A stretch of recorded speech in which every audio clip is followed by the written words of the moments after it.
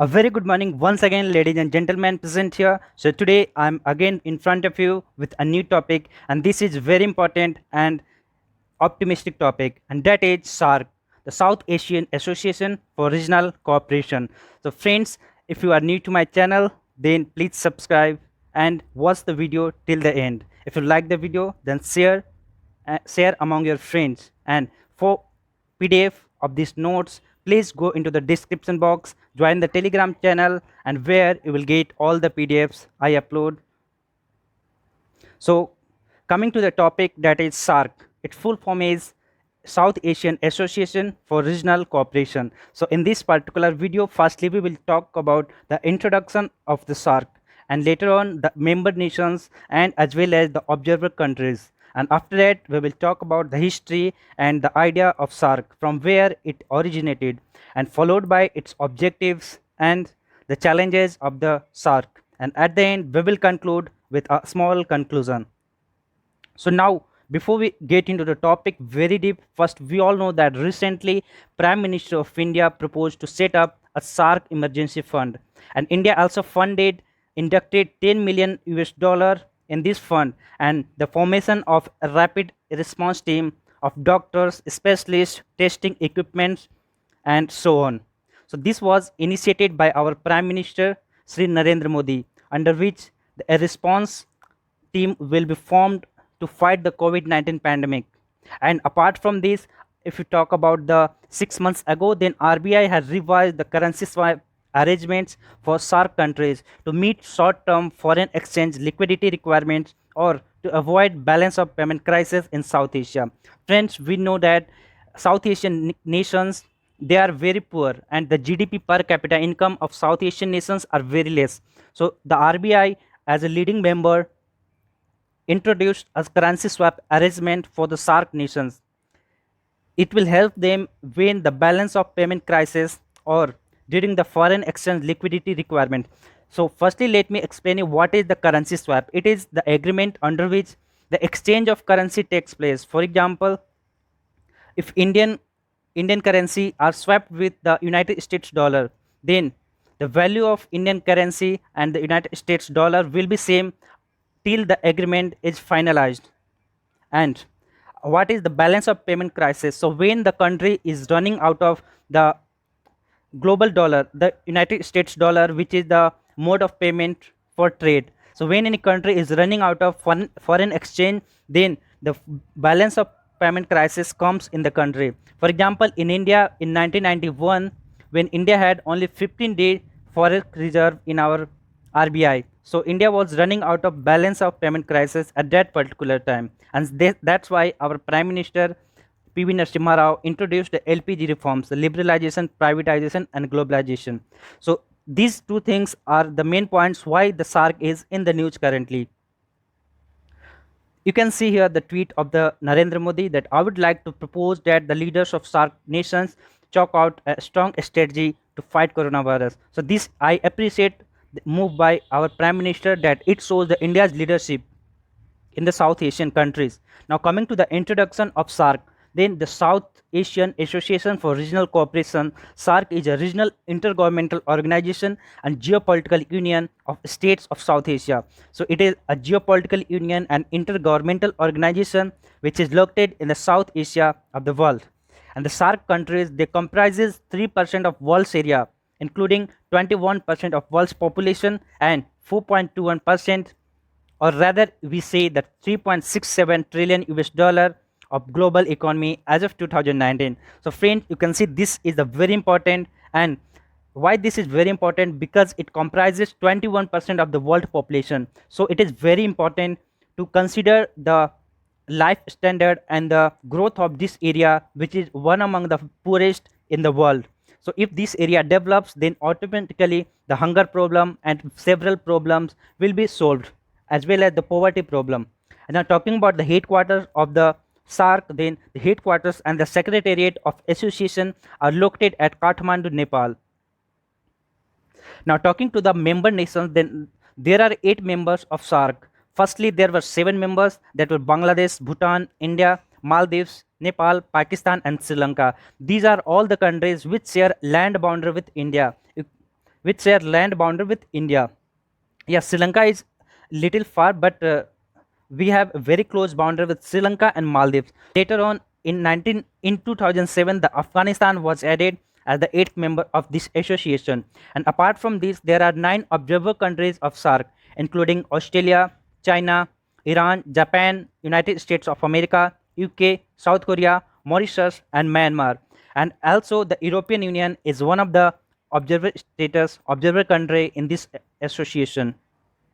Here you can see these countries that are Afghanistan, Bangladesh, Bhutan, India, Maldives, Nepal, Pakistan, and Sri Lanka. So these all countries are India's neighborhood. Now talking about the history of SARC, the idea of SARC was initiated by General Ziaul Rahman of Bangladesh in 1980s. So this idea was initiated by the Bangladesh General Ziaur Rahman in 1980 after the consultation. The foreign secretariats of 7 countries met for the first time in Colombo in April 1981. So after this initiation, and after the consulting with the respective countries, the first meeting was held in 1981 in April in Colombo. Friends, this is not the first summit. This was the first meeting of the foreign secretaries where it was decided to form an association, and that is called the South Asian Association for Regional Cooperation. So the first summit was held in 1985, and later on Afghanistan became the newest member of SARC in 2007.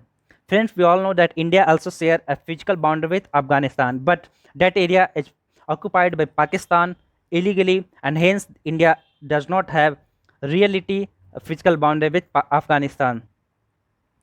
Now talking about the objectives of this SARC, then the main objective is to promote the welfare of the people of South Asia, and the second objective is to accelerate economic growth and improve the livelihood, and also to raise the GDP per capita income of the people of South Asia region.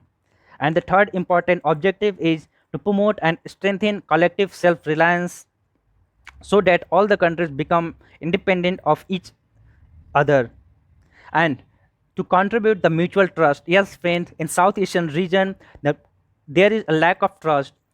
Even you can take the example of India Pakistan, as well as you can take the example of the growing mistrust between India and Nepal relations since after the KP Sharma Oli came into power, and as well as the Pakistan and Bangladesh does not enjoy a very good relation. And the next objective is to promote active collaboration and mutual assistance. So we know that these countries are very much separated from each other. In India and Pakistan, they do not collaborate or talk with each other. So to promote active and collaboration and mutual assistance is a major objective. And finally, to cooperate with international organizations with similar aims and purposes.